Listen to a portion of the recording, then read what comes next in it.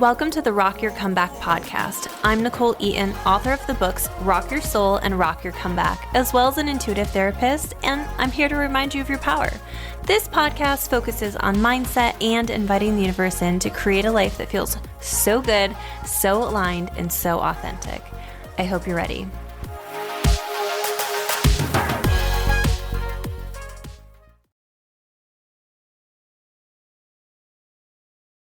Hey guys, welcome back to another episode of the Rock Your Comeback podcast. I'm your host, Nichole Eaton, author of the books Rock Your Comeback and Rock Your Soul. Rock Your Comeback is coming out August 22nd, but it will be on pre-sale very soon as maybe next week. So keep your eye out for that. This episode is so freaking good that you're about to listen to. I had the pleasure of sitting down with Samantha Jo Harvey. She's a professional dancer, life coach, and host of the Full Out podcast, and she empowers women everywhere to live a life that's full out. This episode is really about getting out of your head and into your heart and finding and reconnecting with your power, which you know is something I'm obsessed with.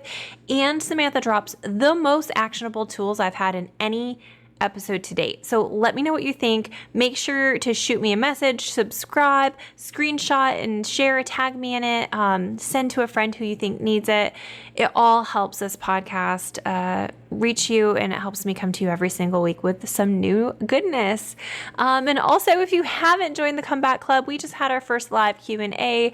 It's pure magic. It's so much fun, and it's only $22 a month. So make sure you get signed up so you can get access to every course I've ever made.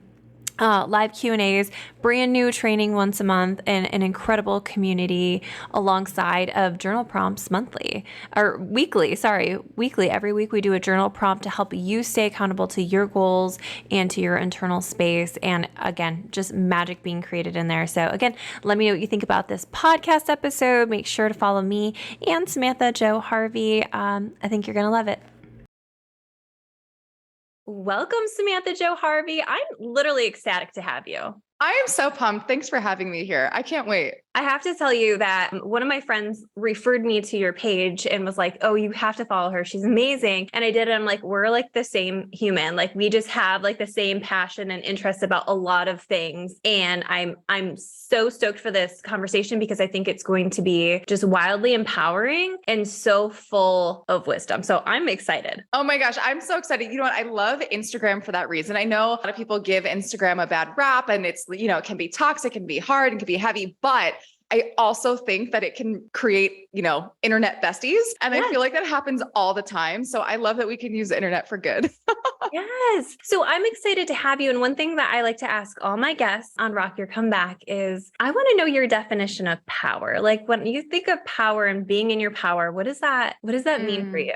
That's a great question. Being in my power feels like knowing my truth, being connected to my source, my body as my divine guidance center, and then choosing myself and being so true to that. One of my favorite books is Gabrielle Union's We're Gonna Need More Wine. Oh, I haven't read it. Oh, it's brilliant. And she says this quote, and it just stays with me. So I love that you kind of just touched it, is choosing myself. Like I choose my motherfucking self is the quote. But for a long time, like when I was trying to find my power, I would you just reminded me of that. I would go into this space where I'd be like, every decision I make, I would just say to myself, I choose my fucking self. So I love that. I'm curious for you. So you mentioned a lot of divine guidance and that internal GPS system. How did you stumble up? Have you always been in tune, or what does that look like? Oh God, no.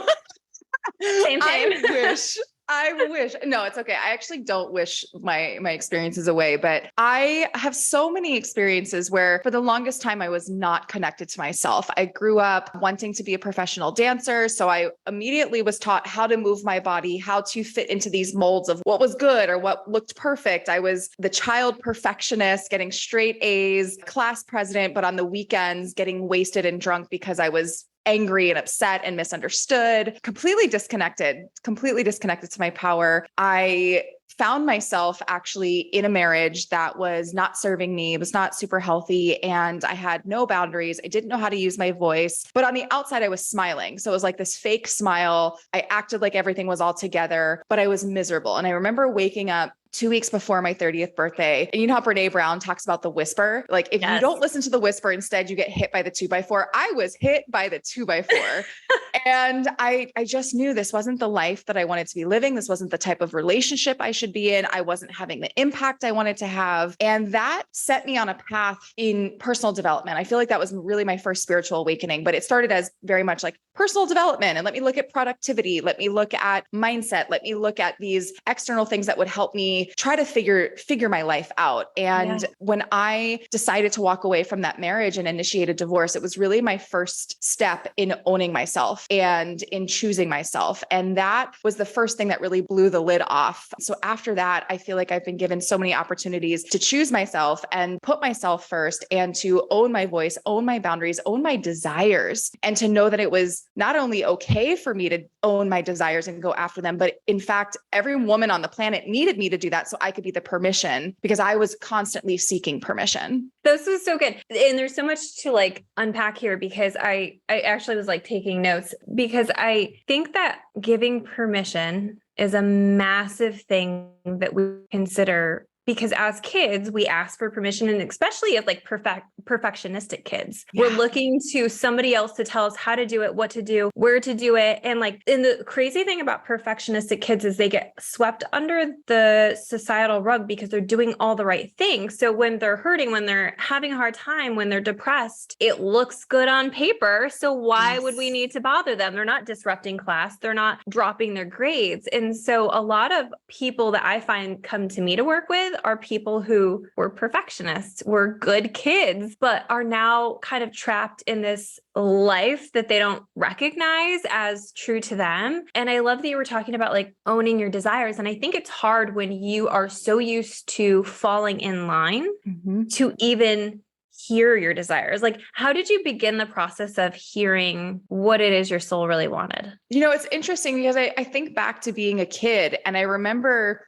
all of the perfectionist things, but also there was always a rebellious streak. Like I wanted to wear crazy Jinko jeans. I don't know if you remember them or how old you are. Oh, they're amazing. Yeah. And like, I wanted to wear a crop top and I felt like really cool. And I wanted to be a skater kid and I was a tomboy, but then I loved like crazy makeup. And so that was my one little piece of wanting to express myself. And I think that was the connection. Desire and self-expression were really connected to me. And that was the one piece that I did play with where I didn't fit the mold, quote unquote. But as I got older, I really didn't know. I didn't know how to do that. I was in a career where I was a professional dancer where you were told literally where your eyeballs had to be in choreography. You were told what weight range you had to be. You were told that you couldn't have days off. I worked insane hours. And so I don't think I even knew how to do that, how to find my desire until I really started doing this work. And I really believe just simply dropping in and creating time for yourself is so important. And I'm not saying like a giant morning routine where first you journal and then you say affirmations and then you move your body. Like I loved that framework when I was starting to get into it. But I think that a lot of those morning books are written by men and they don't really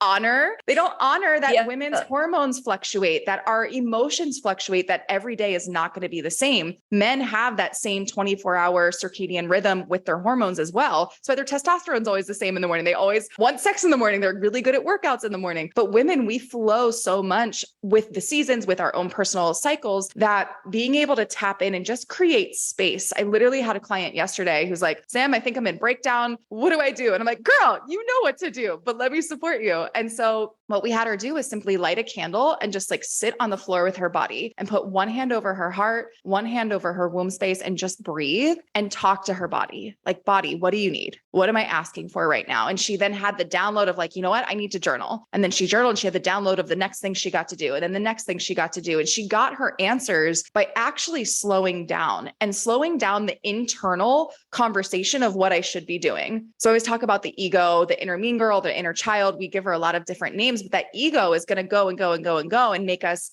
fall into the shame spiral, the guilt spiral, the procrastination spiral, the comparison spiral, whatever is your, go-to. But if we can pause that and just allow her to slow down a little bit and then drop from the head into the heart and into the body, that's where I think we can really find what we need. That's our connection to source. That's our connection to ourselves. And I think it's in our heart and in our bodies where we can really find that desire and that higher knowing. Yes. Creating space is like such an underutilized thing. And I love that you said what we're all thinking, because sometimes I listen to really incredible men I respect a lot, but I'm just like, you don't have children to take care of, or you're not the primary caretaker in the relationship, even if you do have children. Or like, I have all of these things where like part of me is like, but you don't know that I'm PMSing and woke up yesterday feeling like I couldn't do anything because I was so insecure. Like and I know that will ride out 2 days from now and I'll be totally fine and back in my power. But it's a different thing to be a woman in the space of taking care of yourself. And I love that one of the things that you're highlighting is just that idea of taking time to create space for yourself, because I know, especially as like a mom, that feels really hard. And it also is guilt ridden. Sure. And so I love that you're talking about the difference, because I don't think that makes an excuse that you can't do it. I think it just makes it different in how you do it. So I love that you brought that up, because I'm totally in line with that thought, that line of thought. I feel like we have to be like more ninjas about it. Like we get to figure this out. One of my favorite practices that I've been doing lately, and I don't have children yet, so I'm trying to get all my tools in line so that when I do call in the babies that I'm ready, but I call it sacred silent car time. And you can do this when you're driving to the grocery store, when you're driving to pick up your kids from school. It's when you don't have anyone in the car, which I know is not often, even if it's 10 minutes, turn your phone on do not disturb, no phone calls, no text messages, not even any music. And that car becomes your sacred vessel of silence where you can actually hear yourself think. And you're not doing anything other than just being in the silence. And that's where I feel like you get downloads, you can process things, and just creating the intention that it is your sacred silent time makes it reverent. Like I think that a lot of times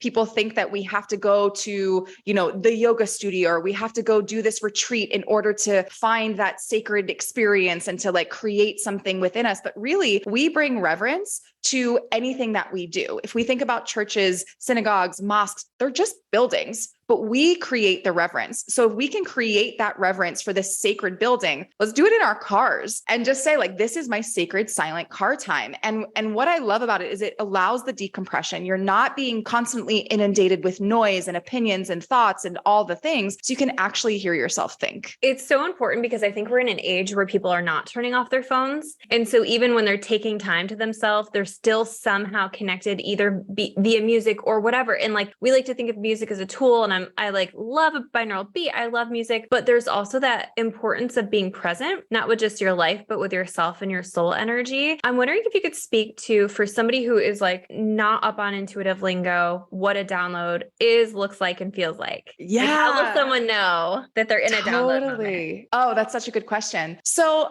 I feel like it's that little like God whisper. It's that little like tap on your shoulder that's like, hey, this is the answer you've been looking for. And for me, when I experience a download, I feel like it's just this knowing that lands in my gut. It's like if you've been searching for the answer for something and you go for a walk and you're like, oh my gosh, you have the light bulb moment of the aha. That's what I feel like a download is. And sometimes it comes in, it just like whispers in your ear and you just feel a sense of knowing. You feel that sense of calm. Sometimes it hits you in your gut. Sometimes you actually do have that feeling of the aha moment. But I really feel like those are just little like soul whispers that are like, hey, this is the guidance. Hey, this is the way. Make a right turn here instead of going straight. And so again, I think this comes back to self-trust and trusting the information that comes in, feeling it. I always feel those things in my body. I like to talk about the difference between the head and the heart. And I think sometimes that's the biggest distance for a lot of us. In our heads, it's our ego, it's our monkey mind, it's our scared inner child, it's our inner mean girl. And the ego, its one job is to keep us safe, right? So it's going to keep us in our comfort zone. It's going to tell us, don't take the risk.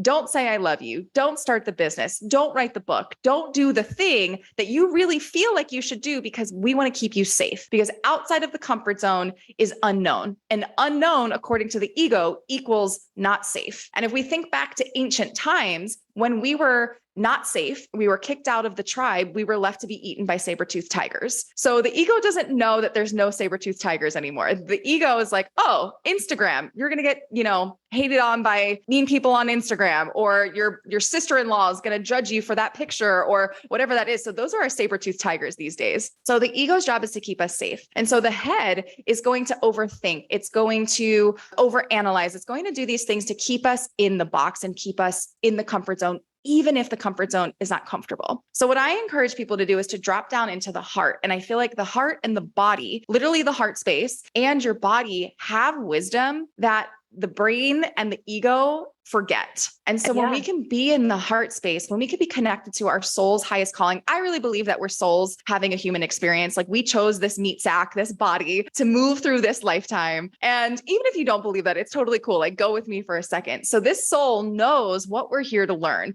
whether we're here to move through scarcity, or whether we're here to understand what it's like to open our hearts again, or we're here to learn what it's like to be seen or to own our power. The heart is going to pull you and nudge you to get you on your path. But the ego is going to war at it and be like, no, stay in the box, stay in the box, stay in the box. So when we can drop down into our bodies and feel into, what is it that I truly desire? Where do I really want to go? What do I really need? What is the next move? It's not about knowing the whole path, but it's just, what's the next step? It doesn't even have to be the right step. It just needs to be a step in the direction that I want to go. And then I'll figure it out from there. I feel like that's when we really start making those shifts in our lives. So one quick tip and tool, I'm going on a tangent here, but one quick tip and tool, I used to teach a lot with journaling, and I still do a lot of journaling in my programs and with my clients. And what I love about journaling is that it requires both sides of the brain. One side of the brain is doing the mechanical act of holding the pen, making the letters, and getting that out, while the other side is allowing the subconscious to come through. So I think journaling is an incredible tool to allow the subconscious thoughts to flow through the pen. And sometimes those of us that are over analyzers, overthinkers, overdoers, we still tend to come from our ego space and our head, and we can be a little bit mean up there. We can be a little angry. We can be a little shameful. And so what I do with my clients is we'll do that, but then we'll also put the pens down and we'll put one hand over the heart, one hand over the womb space, and then we'll allow the body to move. And we ask the body the same questions and then listen for the answer. And what I find is that when women start to connect with their bodies, that the answers are very different. So when we come from the ego space and from the head, it's a lot of I think, run-on sentences. Sometimes it's a little mean, it's a little bit harsher, and that's from that ego space, versus coming from the body or really coming from the soul. It tends to be an answer in like a one word, a sentence. That's calmer, that's sweeter, that's more nourishing and nurturing. And so that's when we can start to distinguish what's my head and my ego and what's my heart and my soul and my higher self. And so being able to drop into that is really supportive. So if I bring it back to the sacred silent car time, if we bring it back to the downloads, a lot of times the downloads come in that one word, or that calm sentence of go here, write the book, say, I love you, leave the relationship, choose yourself. And that's where I really feel like we have the power to then decide, do I listen to that and do I take the risk, or do I get caught up in my overthinking? This is so good, because I know a lot of people and my clients, me personally, everybody goes through this experience where there's this conflict of what we're feeling called to and what we're scared to do.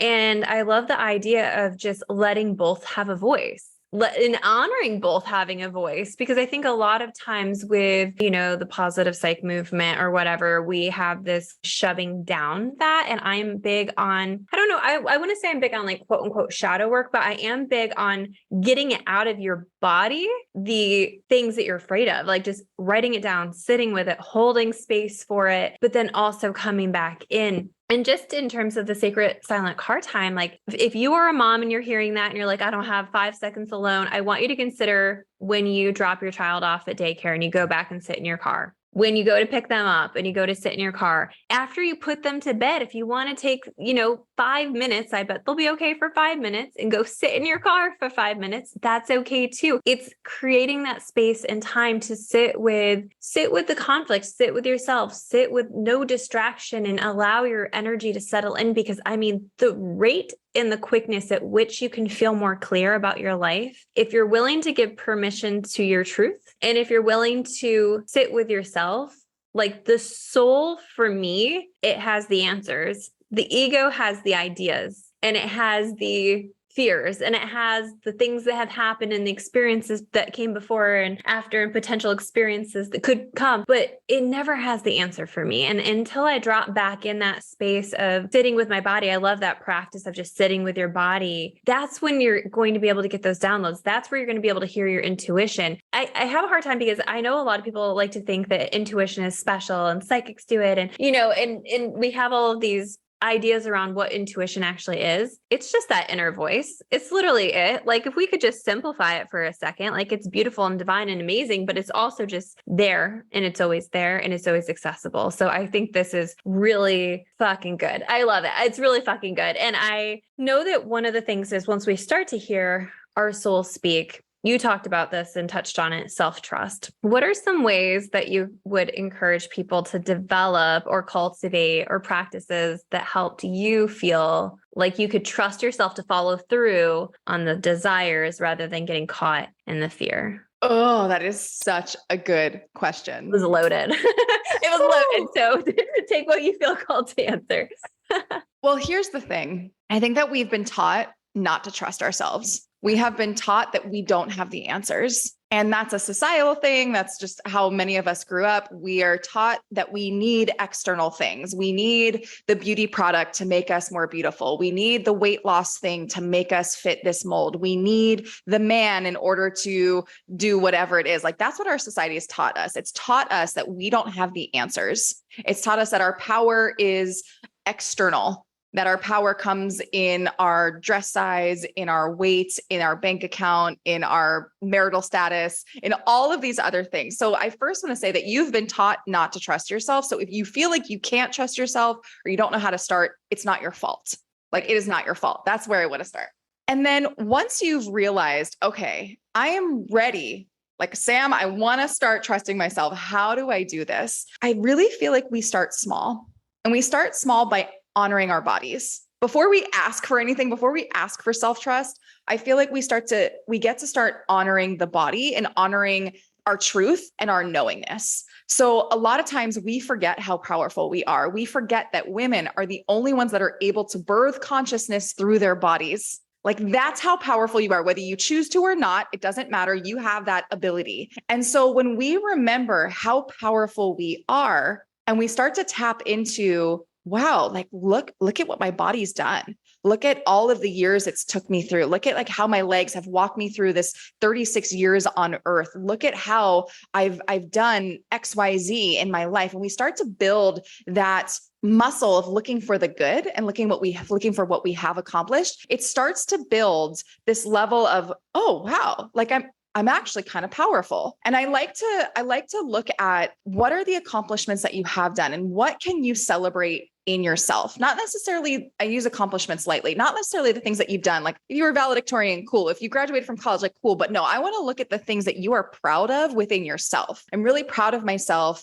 for making it through that really hard time. I'm really proud of myself for saying no when I actually meant no. I'm really proud of myself for walking away from the job or choosing this partner or staying in it even when things were tough. We want to look for these times and places where you are proud. And David Goggins writes about this in his book. And he's like really intense. I don't know if I really fully explain it with all the things, but one thing that I did like in his book was that he says when he's doing these crazy ultra marathons and he's starting to doubt himself, he opens his mental cookie jar and he takes out a cookie and he remembers a time that he overcame an obstacle. And so I think that this is a really great practice, listing out the things that you have done that you're proud of. I have my clients write letters to themselves about how proud of themselves they are. Like, dear self, I am proud of you for, and you go down the list of all of the things, the small things, the big things, the little things. And what that does is it starts to build that trust in yourself. Like, oh, wow, I've done this. Oh, wow, I've survived 100% of my worst days. If I've done that, I can do this. So that's like kind of looking at the past and saying, where can I cultivate self-trust from my past experiences? And then moving forward, how do we build self-trust? I believe that we get really clear on our vision. What is it that I want to create, whether that's in my family or my career or my finances or my health? And then we really look at, who do I get to be? Like, what version of me gets to come alive? Is it the version of me that's committed, that's responsible, that's focused, that's passionate, that's excited? What version of me gets to come alive? And how do I start being her today? How do I start saying, okay, if this is my vision, if my vision is to do X, Y, Z, what is it going to require? It's going to require me to set some boundaries so that I can actually achieve it. So when I have the opportunity to say no and set a boundary, I have the choice of either developing that self-trust and choosing myself and saying, hey, no, sorry, I'm not available for that. can you check back with me in 3 months? Or saying, I would love to do that, but right now I'm really focused on this goal. Thank you so much for thinking of me. So we set a boundary without apologizing for it, but just really owning it. And when we follow through on that, we build self-trust. So every time we keep a promise to ourselves, we build our self-worth and our self-trust. Every time we break a promise to ourselves, we actually hurt our self-worth and our self-trust. So I like to be really mindful too of the goals I'm setting, and my clients too. Like, is it really about like losing 20 pounds, or is it about you want to eat healthy because you want to feel good in your body? So when we start to work towards those goals, every time we make a promise to ourselves and we follow through, we build it. One of the things that you're saying that I absolutely love and preach on as well is that self-trust and confidence do not have to be big leaps and bounds from where you're at. And I love to make things silly and accessible. And I love the idea of just following through on one small thing for yourself, following through on one small part of it. It doesn't have to be that 20-pound mark. It can be that you had a really great breakfast that felt really good to your body, or it could be like you moved your body even though you weren't 100% and you took it easier than you were planning on because you were honoring where you are in your cycle. Like just little things that we can tune in and honor our body and honor our mind and honor where we're at and push a little bit and follow through and keep that. I love that. Like we can make it more simple. I also love the idea of like past experiences. I did a Tough Mudder, like probably 7 years ago at this point, but the entire time I was running through it, like specifically because I am not a person who jumps off things. Okay. I can handle the electrocution, whatever, but put me on a platform and I'm going to pee my pants probably. Like it's not cute. So the whole time I was like, if I get scared, can someone remind me that I did natural childbirth twice? Like, can someone just like remind me, like just yell it, like you gave birth to 2 babies. Are you kidding me? Just fucking jump. Like, and so I kind of keep that in the back of my head when I'm feeling scared to do something, of kind of like that cookie jar that he was talking about, is that sometimes I have to be like, you've done way worse shit. I say this to my clients all the time, like you've dealt with way worse shit. Are you kidding me? Like, why are you not just going for it? So having that to compare it to, because we can make things very, very big in our head and forget all the traction we've already done, I love that. Yeah. You can do hard things. You've done hard things. Why are we making this thing so crazy? I love that. I absolutely love that. I really love approaching life from like how silly it is. Like, it's just so not that serious. Like, it's just so silly. Like the whole thing, the things we worry about. And I know it feels serious in the moment, but if we can just zoom out for a minute and just be like, okay, it's not that big. I'm not even going to remember this probably 2 months from now, this very moment that I'm stressed and worked out about. But I love all these tips. These are amazing. Yeah, I love that. And with the silliness, like I always come back to fun. Like, how can I make this fun?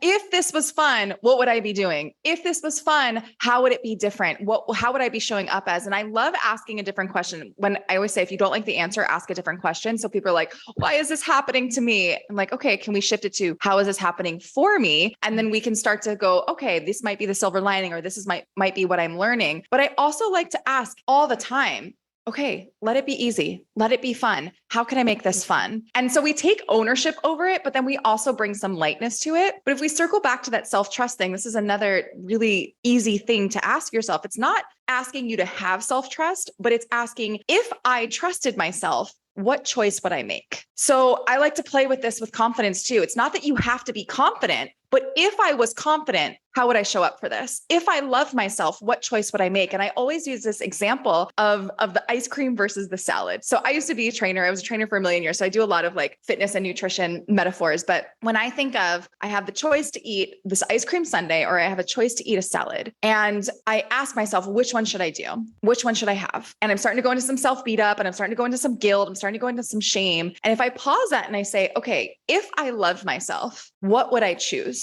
And sometimes you're going to choose the salad because it's going to nourish you. It's going to give you the vitamins, going to, do all the things that we know salads do. And also sometimes it's going to be have the fucking ice cream sundae. Yes. Because we know that there is no right or wrong. There is no good or bad. It's not about that, but it's about, if I love myself in this moment, what is the right choice for me? What is the choice for me that's going to serve me? And so I love giving that tool. If anyone is working on self-trust, if you're working on confidence, if you're working on self-love, if I I was passionate, if I was loving, if I was excited, if I was having fun, if I love myself, what would I choose? I love that question. I do that something similar of like, what would make me want to do this like that, especially because like my default mode is to procrastinate. That's my drop back. But if I wanted to do this, like what would it look like? Like how would it be different? And sometimes it's just that I don't, and I need to hire a VA, as I was talking about earlier. But just different questions, like the power of questions. I will never get off that hill. The power of questions. I love that we're having this conversation, because we just go into this automated mode of how we are and who we are. And we don't ever stop to ask, like, does it work? Is it enough? Is it in alignment? Is it who I was, or is it who I'm becoming? And asking these questions will not only help you follow through with the self-trust, step into your body more, but I just like, it makes life more fun. Like I let things be easy for me all the time. I actually said to my husband the other day, I was like, I have all of these big projects that I'm working on. I'm like, I feel like I'm fighting uphill. And so he started to give me the man speech of like, you got to hike up that hill and the view is great at the top. I'm like, no. Things are usually easy for me. And he's like, well, they're not always. I'm like, yeah, no. Yes, they are always easy for me. I'm not in alignment. And so it was like this awareness that if I'm fighting uphill and things feel hard and not falling into alignment because I believe my life is easy, be in alignment with myself to let it be easy. And so that was like, okay, you need to take care of your energy. You need to get a good night's sleep tonight. You need to get a good workout in the morning. We're going to do some manifestation writing or journaling this morning. So I had to like really reprioritize what I was doing instead of giving into the story that it had to be hard. Yeah. And I'm all about story and interpretation. Like everything is neutral. That is what I believe. Everything is neutral. I had a divorce and that's what it was. It was literally a dissolution of the marriage. One set of interpretation is like, oh my gosh, Sam's starting over at 30. She's a failure. She, all of these horrible things that are really not effective for me. And then the other story is, wow, Sam left at 30. She's actually has space now to call in her partner. She is standing for herself. She's setting boundaries. She's owning her power. She's doing all these things. And yet the same thing happened. It was a divorce. It was a dissolution of a marriage. And so everything is interpretation. And when we own our interpretations, when we choose actively what our story is about the things that are happening in our lives, that's when we have the power. We have the power to shift. We have the power to change. And again, it's stepping off of autopilot. It's stepping off of what everyone has taught you since you were a little kid. It's stepping out of the ancestral and familial patterns. It's stepping out of societal patterns and saying, how do I want to live my life? And I always like to ask, is this effective or ineffective? Because I don't believe in right or wrong. I don't believe in good or bad or black or white, but I really believe in things are going to be effective and they're going to feel good and support me, or they're going to be ineffective. It's going to make it more challenging and it's not going to feel as good for me. So am I choosing an effective interpretation of what's happening? Is it actually serving me? This conversation is so freaking juicy. Like it just has so many beautiful things, tips, tools, tricks, ideas. And I think that people are going to get just so much out of it. Do you have any kind of final words of wisdom, something that for somebody who's in the space you were when you were in that dancing life, in that marriage that wasn't working, having that soul whisper, do you have any like last words of wisdom for anybody in that space currently? You already know the answer. And what it's going to require is you turning down the volume of the voices around you and the shoulds and where you think you should be or what you thought your life would look like or what your parents thought for you or your friends think for you. It's turning down all of that so you can turn up the volume of what your heart, your body, your soul, your higher self is already calling you to do. I felt that when I left my marriage. I felt that when I left my 10-year dancing career. I felt that in so many ways and shapes where it was really challenging because we're walking into potential grief. We're walking into potential hardships. We're walking into the fire when we choose ourselves. And so trust that it's all happening for you. Trust that you're exactly where you're meant to be, and trust that because you've survived 100% of your worst days, you're also going to survive this. And in fact, you are going to find a new version of yourself as you walk through this fire. The phoenix rises from the ashes, and it takes courage and it takes guts to listen to yourself. So when you do, know that you are doing the biggest thing for yourself. Choosing yourself is the biggest gift. I love how it literally circled back around to our first second. Like, I love a full circle moment. This was such a beautiful conversation. And I know people are going to want to connect with you. So where can they find you? How can they work with you? I love it. First of all, I want to say I could talk to you for like 5 more hours. This is amazing. So I love when we get to meet like Instagram besties. You can follow me at Samantha Jo Harvey on Instagram, Samantha Jo Harvey, Harvey.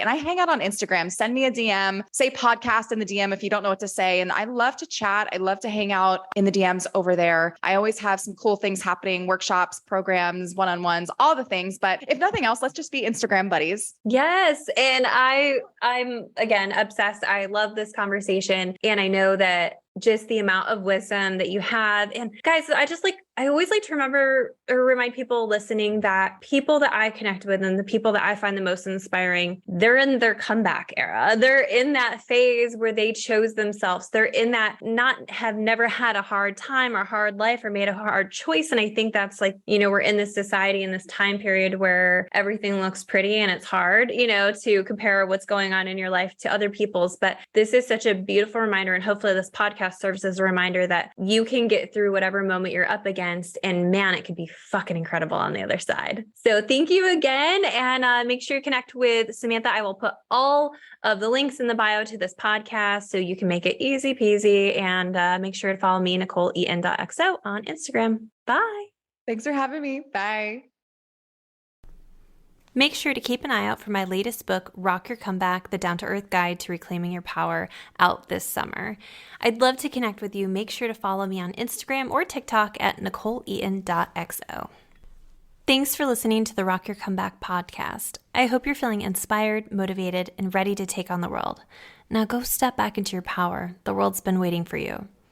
But first, if you could, leave me a review or share with a friend. Thank you.